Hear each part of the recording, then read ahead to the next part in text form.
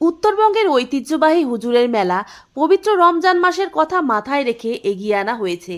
চলতি বছর বাংলা ফাল্গুনের 5 ও 6 তারিখে মেলা হওয়ার কথা থাকলেও সেই সময় রমজান পড়ায় নতুন সিদ্ধান্ত অনুযায়ী মেলা হবে আগামী 15 ও 16 জানুয়ারি হলদিবাড়ি হুজুর সাহেবের মাঠে। তবে মেলা প্রস্তুতি নিয়ে ঢাকা এক রামিয়া ইসালে সওয়াব কমিটির বৈঠক তীব্র বচসা ও হট্টগোলের জেরে ভেঙে যায়।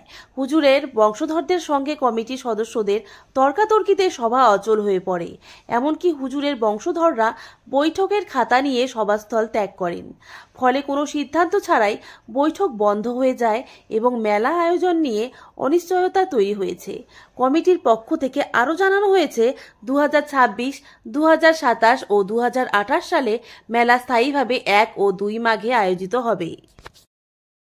বেশ ভালোই চলছিল, পরবর্তীতে একটা সমস্যা তৈরি হয় এবং আমরা দেখলাম যে একটা উচ্ছৃঙ্খল পরিস্থিতির মধ্যে সেই মিটিংটা ক্যান্সেল হয়ে গেল।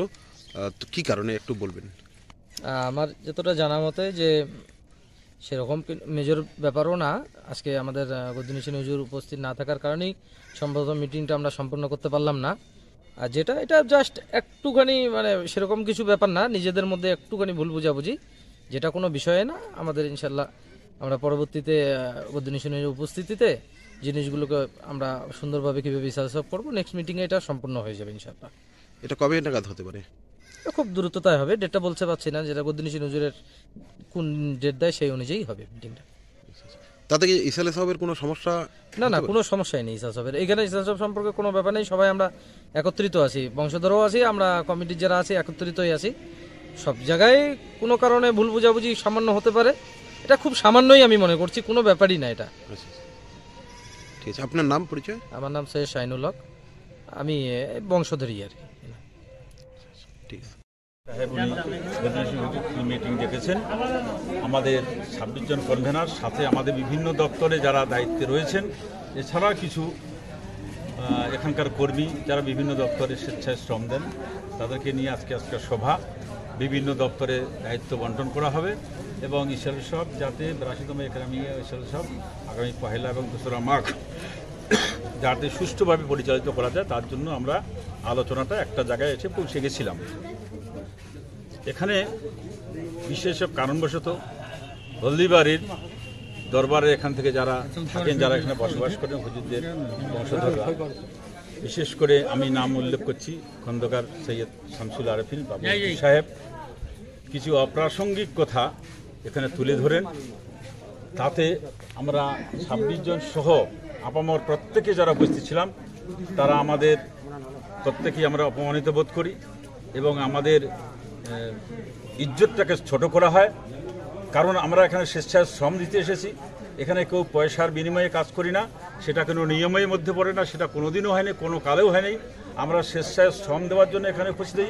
আপনারা জানেন, প্রত্যেকে জানেন, সারা উত্তরবঙ্গের মানুষ জানে, একটা ধর্মীয় প্রতিষ্ঠানে মানুষ স্বেচ্ছায় শ্রম দিতে আসার জন্য এগিয়ে আসে, জোর করে আসে যে আমি কতটা শ্রম দিতে পারবো কিনা, আমার জায়গাটা থাকবে কিনা, এই উদ্দেশ্যে তারা আসেন।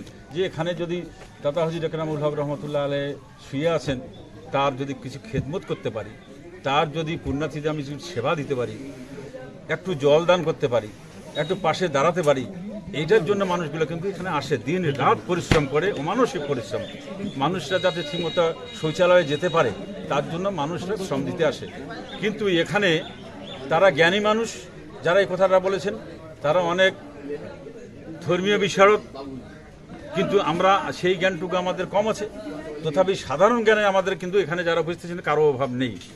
যেটা ওনার অভাব দেখা দিল, সেই সাধারণ জ্ঞানের অভাবটা আমাদের কিন্তু কার মধ্যে নেই, সেটা কোনোদিনও থাকবে না বলে আমার বিশ্বাস।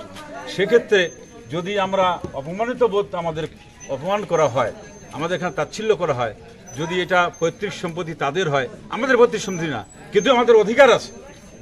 এখানে মুরিদানরা পয়সা দেয়, আমরা দান করি, দর্শনার্থীরা আসে, পুণ্যার্থীরা আসে, হুজুররা পয়সা দেয় না, কোটি কোটি টাকা, লক্ষ লক্ষ টাকা।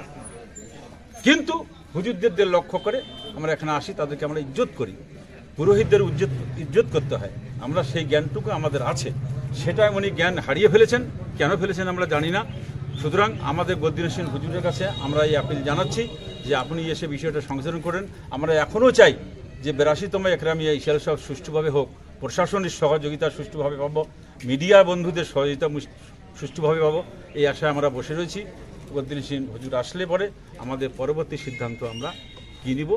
কিন্তু একরামিয়া ইশারা সব 82তম অবশ্যই উদযাপিত হবে।